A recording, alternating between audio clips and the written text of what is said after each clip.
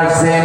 Mayan নবীর দরবারে আসার পরে বলে, ও পয়গম্বর, আমি সেই মহিলার পয়গম্বর নবী, আমি হলাম সেই মহিলা।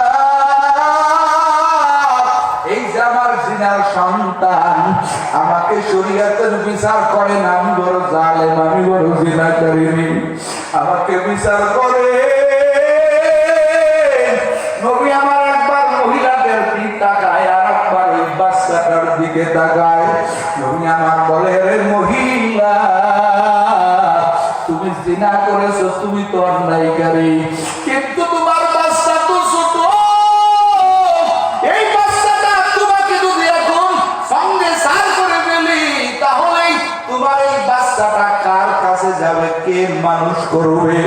ও তো এখন দুধের বাচ্চা,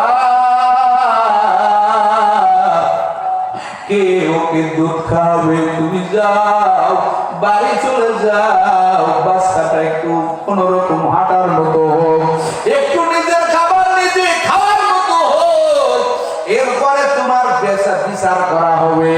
মহিলাটা আবার কান্না করে বাচ্চাটা বাড়ি নিয়ে আসে। রে বাপজানেরা, এই মহিলা বাড়িতে আসার পর এই মহিলা বাচ্চাটারে কিভাবে ট্রেনিং দেয় হাদিসের মধ্যে লাগে। এই মহিলাটা বাচ্চাটারে খাওয়ায়, বাচ্চাটা ভালো মতো খাইতেও পারে না, কিন্তু নবী দেখাইবে, নবী বাচ্চাটা ভালো মতো খাইতে পারে, কারণ ভিতরে আমার মাওলার ভয়। আমি যেই গুনাহ করেছি, যদি আমি এই গুনার শাস্তি না পাই, আমি তো কবরেও গেলে আমার আল্লাহ আমারে মাফ করবে না। কি পরিমাণ জাহান্নামের ভয়! ও যুবক, ও পর্দার আম্মাজান, আজকে আপনি গুনাহ করে আপনার ভিতরে অনুশোচনা নাই, আপনার ভিতরে আমার মাওলার ভয় নাই। আমার নবী যেদিন মেরাজে গেছিলেন রে আম্মাজান, ওই দিনকে নবী বলেন, ও ফাতিমা, আমি যখন জাহান্নামের ভিতরে ঢুকলাম, আমি দেখলাম নারীর সংখ্যা বেশি, বিভিন্ন কাইফিয়াতে নারীদেরকে জাহান্নামের আযাব দেওয়া হয়েছে। রে আম্মাজান, আমার মাওলার ভয় নাই, ওই মাওলার কবরে কি তুমি যাবা না? এই মহিলা ছোট বাচ্চাটাকে হারাতাল কি না দেখেছেন? ও মুরঙ্গাবাড়ির মুসলমান, ও কুড়িগ্রামের মুসলমান, এবার এই কিতাবের মধ্যে রাখেন, এই বাচ্চাটা এখনো ভালো মতো খাইতে পারে না, হাতে একটু রুটি ধরাইয়া ওই বাচ্চাটাকে নিয়ে নবীর দরবারে চলে আসছেন। এবার মহিলা কয়, নবী, আমার বাচ্চাটা একা খাইতে পারে। তাকাইয়া দেখেন এই বাচ্চাটার হাতে রুটি, ও হাত দিয়া রুটি খায়। আমাকে শাস্তি দেন, আমি বড় জিনাকারিনী মহিলা, আমি জিনার তহমত নিয়ে কবরে যেতে চাই না। এবার মহিলাটা, নবী বললেন, যাও সাহাবায়ে কেরাম, এই মহিলার অর্ধ পর্যন্ত গাড়িয়া পুরা মাথাটায় পাথর মেরে এই মহিলাটাকে সঙ্গে সার করে ফেল।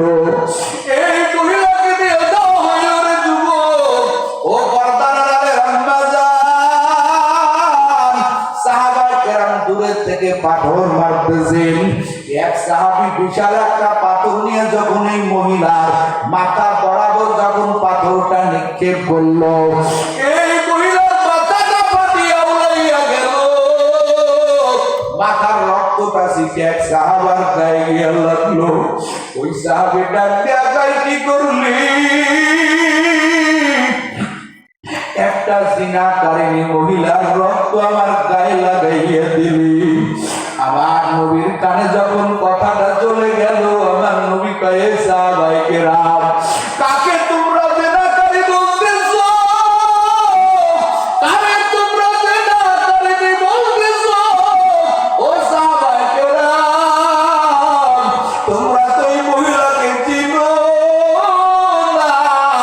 এই মহিলা কত বড় তওবাকারিনী মহিলা, আমি নবী জানি। এই মহিলার তওবা আমার আল্লাহর কাছে কতটা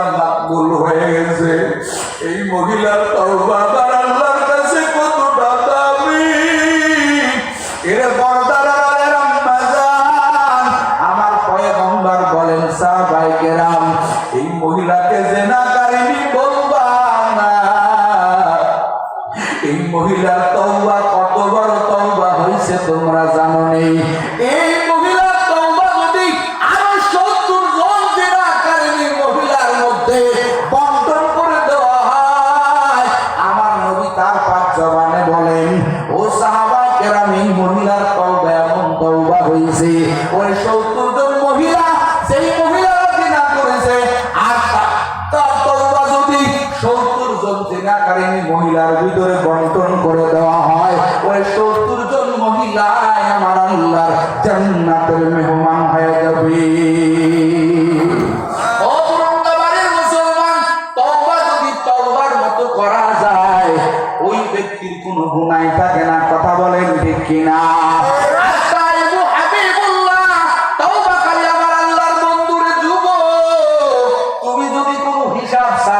কিতাব ছাড়া জান্নাতে যেতে যাও, তাহলে তোমার বিষয়টা হলো তোমার কোনো গুনাহ থাকা যাবে না। যদিও কোনো গুনাহ হয়ে যায়, আল্লাহর